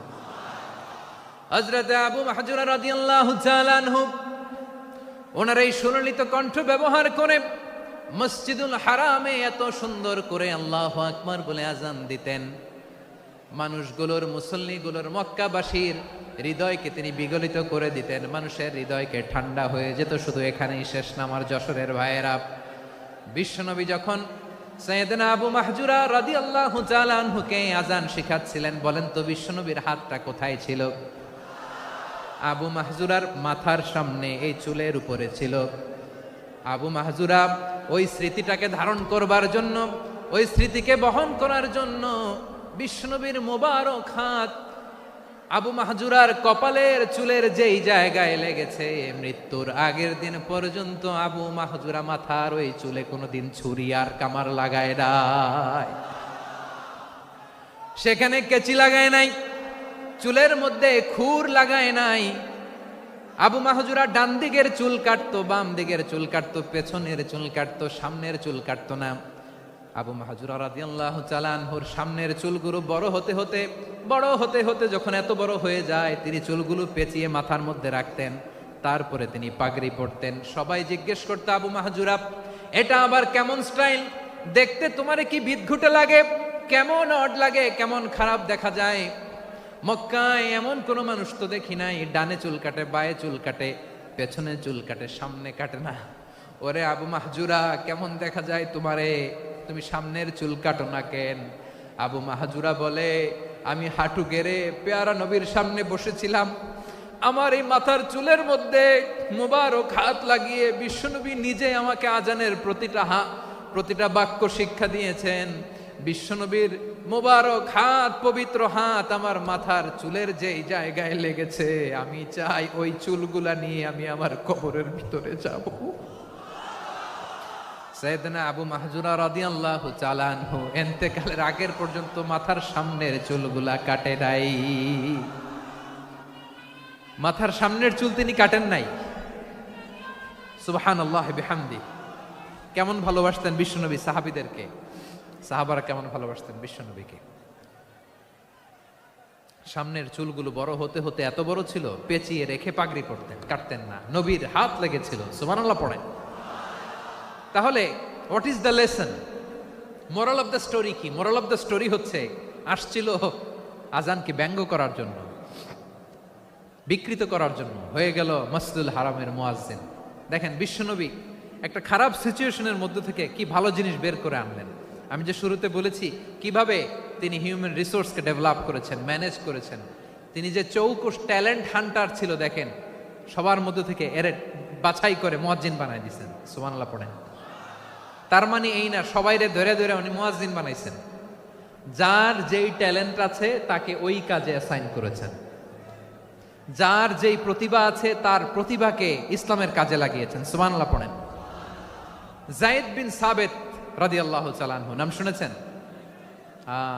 যশোর কথা বেরোয় না। যদি জিজ্ঞাসা সালমান খানের নাম শুনছেন, সবাই হাত তুলবে, জি হুজুর শুনছি, মানে সব দেখা শেষ।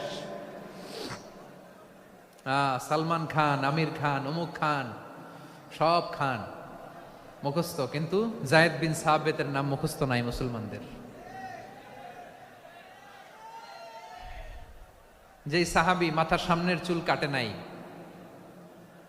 মসজিদুল হারামের মুয়াজ্জিন বানাইছেন বিশ্বনবী, সাহাবীর নাম কি? খায়া ফেলাইস, স্লোগানের সাথে খায়া ফেলাইস। আবু মাহজুরা। কি নাম? আবু মাহজুরা আল জুমাহি রাদিয়াল্লাহু তাআলা আনহু। এই নামটা আজকে নিয়ে যাইতে হবে যশোর। আবু মাহজুরা রাদিয়াল্লাহু তাআলা আনহু। 2 নম্বরে বলছিলাম যায়েদ বিন সাবিত রাদিয়াল্লাহু তাআলা আনহু। বিশ্বনবী দেখলেন মদিনার এই আনসারী সাহাবী হাইলি ট্যালেন্টেড, ইন্টেলেকচুয়াল, মেরিটোরিয়াস, জ্ঞানের প্রতি তার আকর্ষণ, মারাত্মক আকর্ষণ। বিশ্বনবী তাকে দায়িত্ব দিলেন, কোরআন যা নাজিল হয় তুমি লিখো, কাতিবুল ওয়াহি বানায় দিলেন। সুবহানাল্লাহ। যায়েদ বিন সাবিতরে আবার আজান শিখান নাই, কারণ তার মধ্যে বিশ্বনবী প্রতিভা দেখেছেন, একাডেমিক প্রতিভা। বিশ্বনবীর একাডেমিক প্রজেক্টগুলো তিনি হ্যান্ডেল করতেন। যায়েদ বিন সাবিত ছিল বিশ্বনবীর ব্যক্তিগত সচিব। কি ছিল?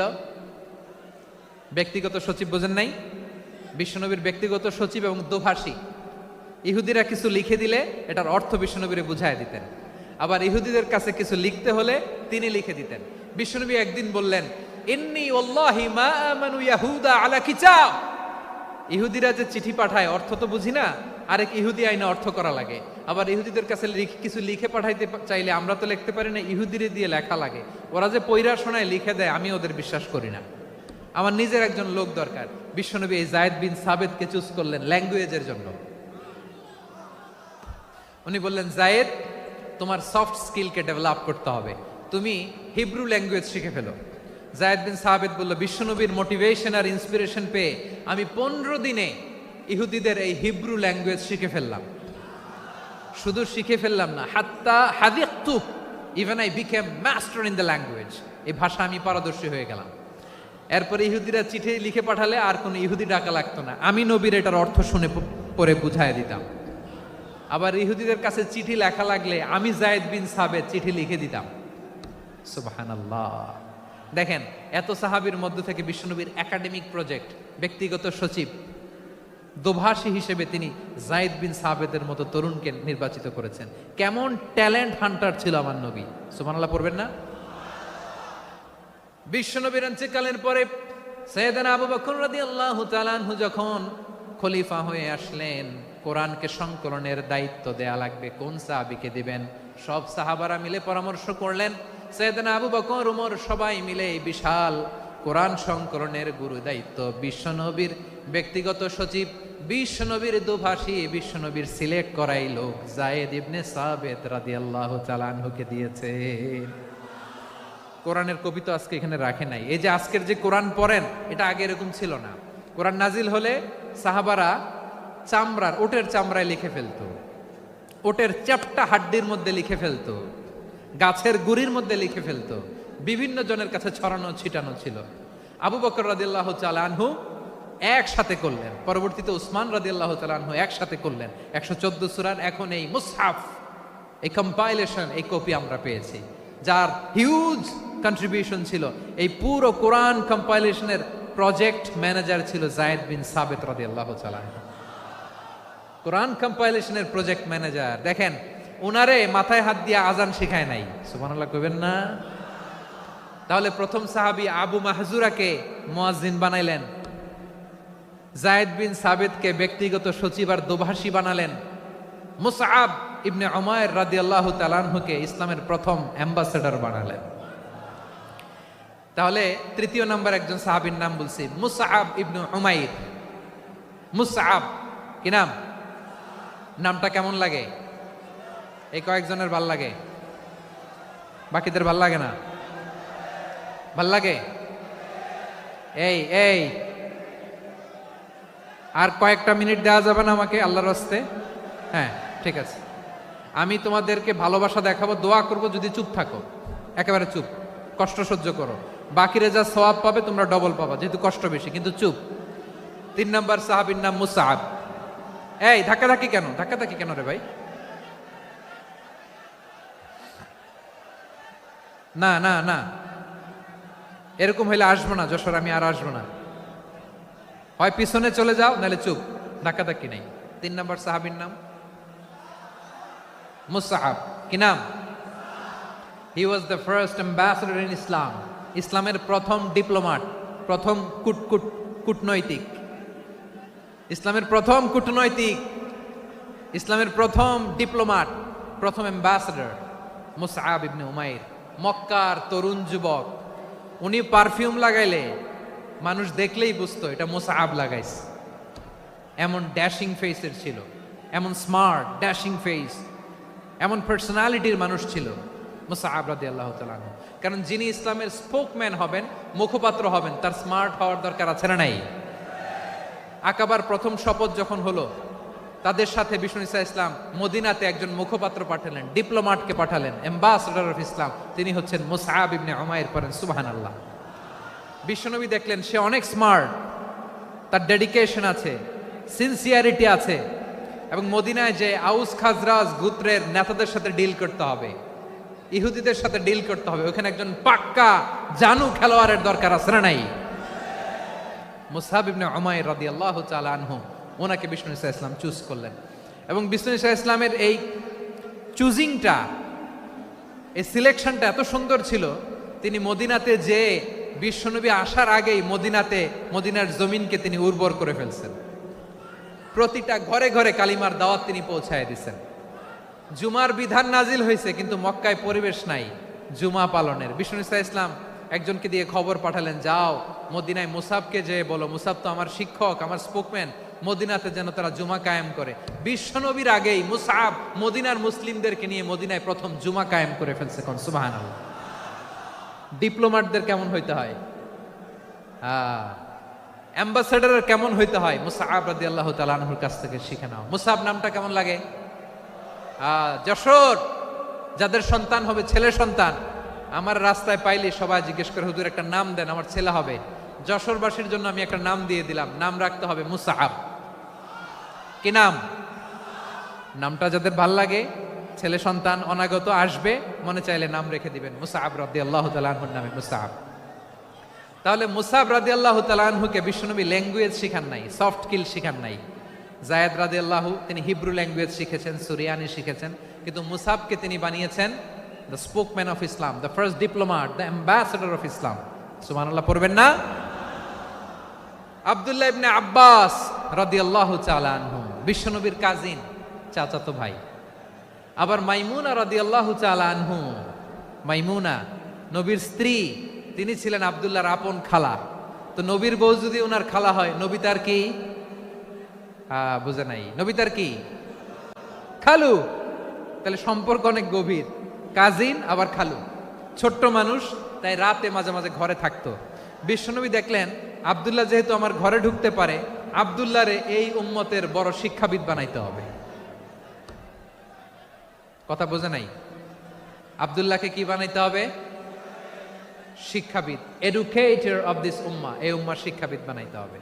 তাই আব্দুল্লাহ ইবনে আব্বাসকে বিশ্বনবী হাতে কলমে শিক্ষা দিয়েছেন। আহারে, আর এরপরে যে কি ভাষা আসবে তোমাদের জন্য আমার মুখ থেকে আমি নিজেও জানি না। 1 ঘন্টা যাবত ধাক্কা ধাক্কি মারামারি। তো আসতে বলছে কে তোমাকে? পেছনে চলে যাও, জায়গা না পেলে। পুরো প্রোগ্রামটাই নষ্ট করে দিল।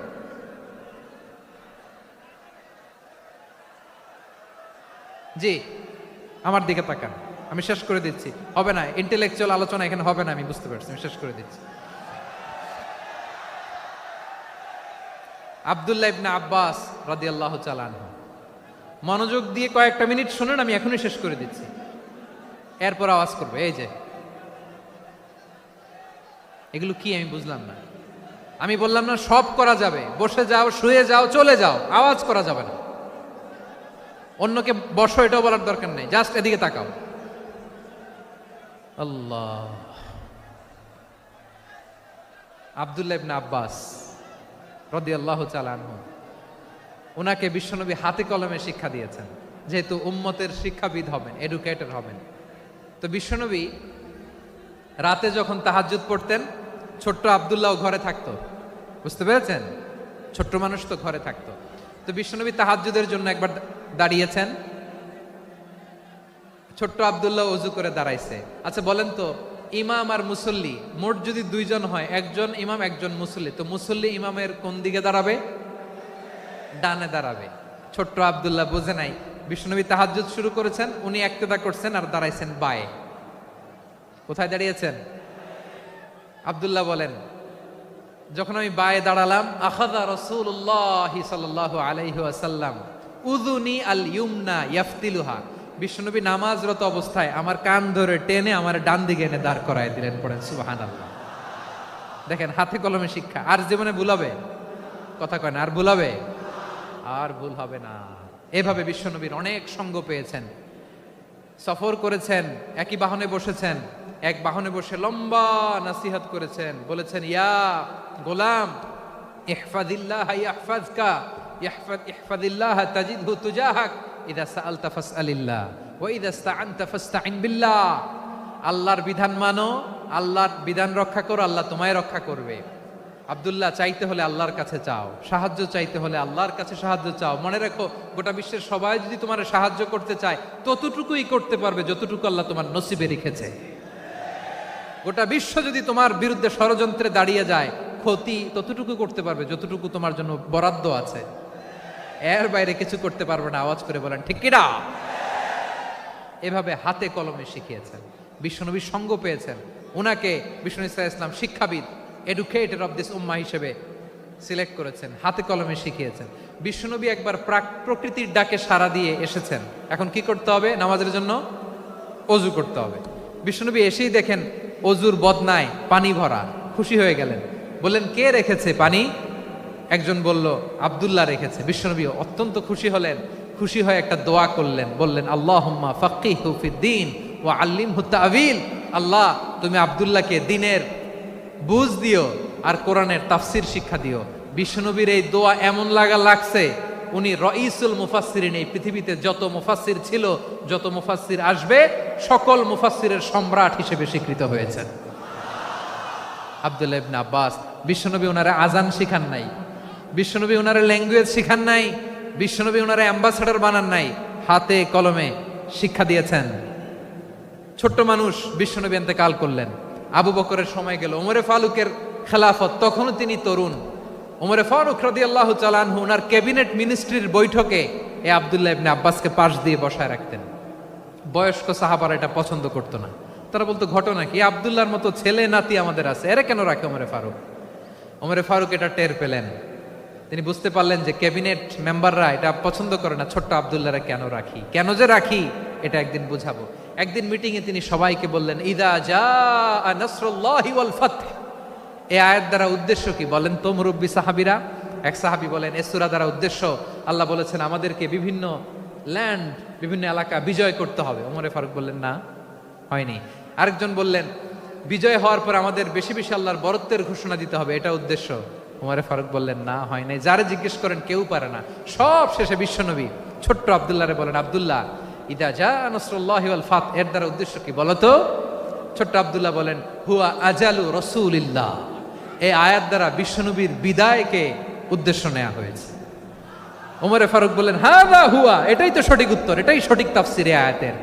কারণ ইদা জাআ নাসরুল্লাহি ওয়াল ফাতহ, যখন আল্লাহর সাহায্য আর বিজয় আসবে, ওয়া রাআইতান নাসা ইয়াদখুলুনা ফি দীনিল্লাহি আফওয়াজা, আপনি দেখবেন দলে দলে ঢলে ঢলে বানের পানির মতো মানুষ ইসলামের দিকে ঢুকতেছে, ইসলামের বিজয় হয়েছে।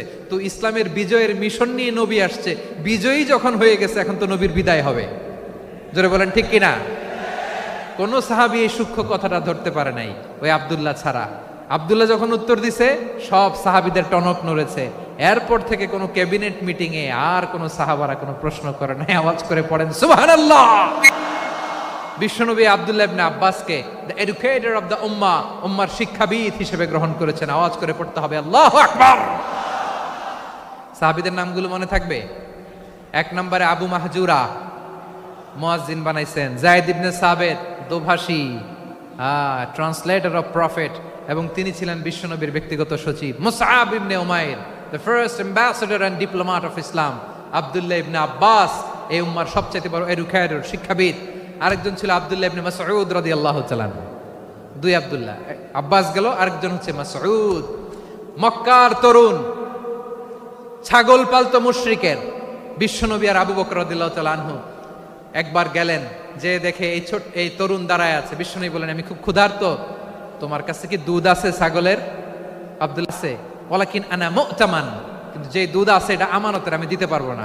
বিশ্বনবী এইটা শুনেই তারা টার্গেট করে ফেলছে। আনা মু'তামান, দুধ আছে কিন্তু এটা আমার মালিকের, আমি তো দরদ দেখাই, আমার মালিকের দুধ, আপনি পথিক, আপনারা দিতে পারি না। বিশ্বনবী টার্গেট করে ফেলছেন, এরে আমার কাজে লাগাইতে হবে। বিষ্ণু বললেন আচ্ছা ঠিক আছে দুধ দিও না, কিন্তু এমন ছাগি আছে কিনা যেই ছাগির সাথে কোনো ছাগলের মিলন হয় নাই, তার ওলানে দুধও আসে নাই, বাচ্চাও নাই, এরকম ছাগির থেকে যদি আমি দুধ খাই তাহলে তো সমস্যা নাই। বলতেছে এরকম ছাগির থেকে দুধ খাইলে সমস্যা নাই, কারণ এরকম ছাগির ওলান থেকে দুধ আসবেও না। বলতেছে ঠিক আছে এরকম একটা ছাগি নিয়ে আস। নিয়ে আসা হলো। বিশ্বনবী বিসমিল্লাহ বলে ওই ছাগির ওলানে হাত দিলেন।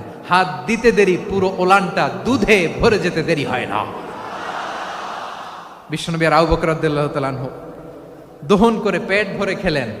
এই দৃশ্য আব্দুল্লাহ ইবনে মাসউদের হৃদয়ে দাগ কাটলো। এই মুজিজা দেখে তিনি বললেন আশহাদু আল্লা ইলাহা ইল্লাল্লাহ ওয়া আশহাদু আন্না মুহাম্মাদুর রাসূলুল্লাহ। তিনি ষষ্ঠ মুসলিম ছিলেন, 6 নম্বর মুসলমান। ওনাকে টার্গেট করে বিশ্বনবী দেখলেন এমন ইন্টেলেকচুয়াল ব্রেন, উনি সূক্ষ্ম সূক্ষ্ম জিনিস বুঝে বেশি, ফিকহি জ্ঞান ওনার মধ্যে বেশি। বিশ্বনবী ওনাকে কোরআনের জ্ঞান শিক্ষা দিতে লাগলেন। উনি বিশ্বনবী সবার কাছে কোরআন শোনায়, কিন্তু বিশ্বনবী নিজে আব্দুল্লাহ ইবনে মাসউদের কাছ থেকে কোরআন শুনতো। বিশ্বনবী একবার বললেন ইকরা আলাইয়া ইয়া মাসউদ। ইবনে মাসউদ একবার শোনাও তো কোরআন দেখি। আব্দুল্লাহ ইবনে মাসউদ বলে আকরাউ আলাইকা ওয়া আলাইকা উনজিল। নবী আপনার উপর কোরআন নাজিল হয় আর আমি আপনার সামনে কোরআন পড়ব। বিশ্বনবী বললেন ইন্নী উহিব্বু আন আসমাআহু মিন গায়রি। আমি নিজে পড়তে যেমনি ভালোবাসি, অন্যে পড়ুক আমি শুনবো, এটাও আমি ভালোবাসি। সূরা নিসা তিনি তেলাওয়াত করে শুনিয়েছেন। এমন সূক্ষ্ম সূক্ষ্ম বিষয় বিশ্বনবী উনাকে ধরিয়ে দিয়েছেন।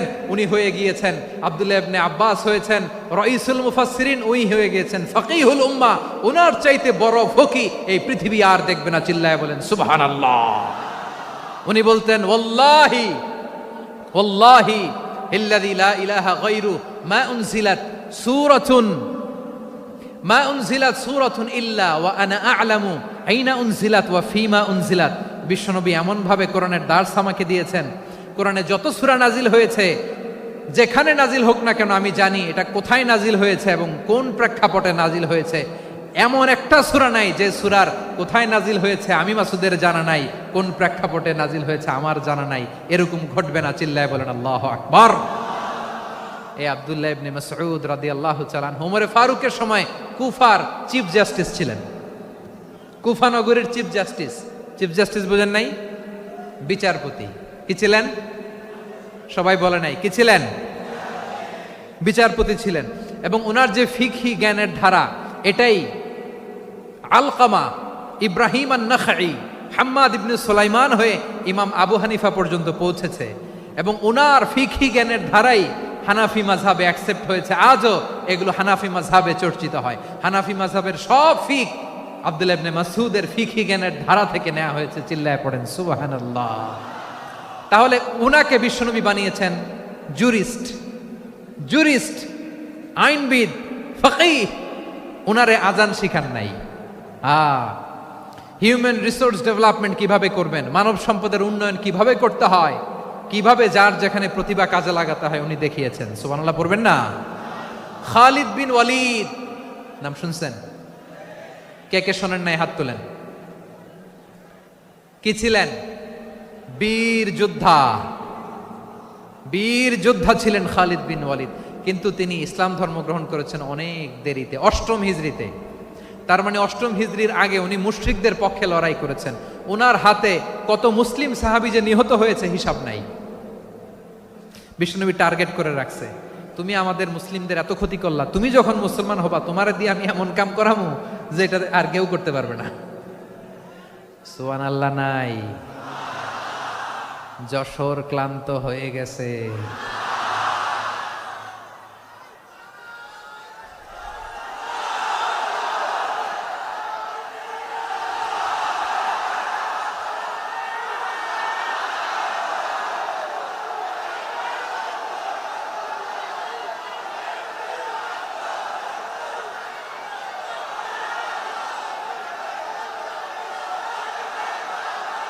মাশাআল্লাহ। বসুন বসুন বসুন। খালিদ বিন ওয়ালিদ রাদিয়াল্লাহু তাআলা আনহু 8ম হিজরিতে মুসলিম হয়েছেন, মক্কা বিজয়ের আগে। তো মক্কা বিজয়ের আগে যখন মুসলিম হয়েছেন, এর আগে কি করছেন? কাফিরদের সাথে যুদ্ধ করেছেন। উনি উহুদের যুদ্ধে মুসলমানদের যে পরাজয় ভাব, কঠিন পরিস্থিতির মুখোমুখি উনার কারণে পেছন থেকে এমন আতর্কিত আক্রমণ করেছেন, মুসলমানদেরকে কচুকাটা করেছেন।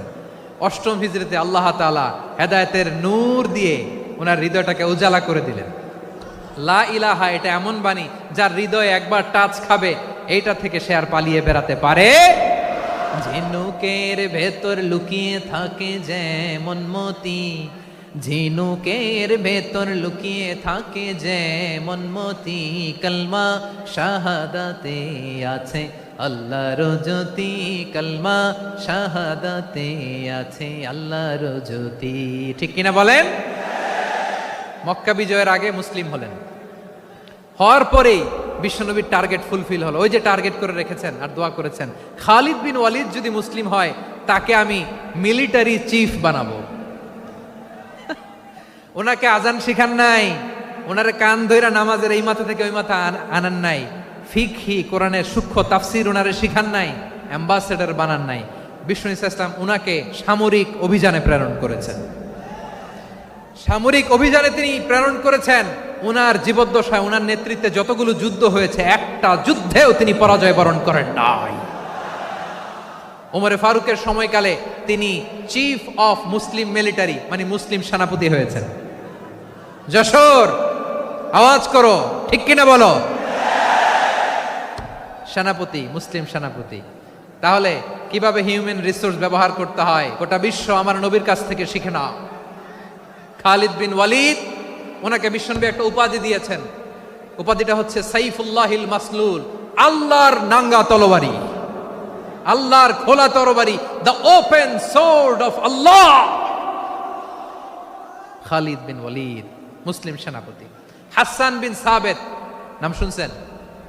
দেখি উনি কি ছিল বলেন। রাসূলের সভা কবি, কালচারাল হিজিমনিকে ডিফিট করার জন্য উনি ভালো অস্ত্র চালানো জানতেন না, ওই কাজে উনি যেতেন না। ওনার ছিল কাব্য প্রতিভা। কাব্য প্রতিভা, কাফিররা কবিতা দিয়ে নবীকে গালি দিত।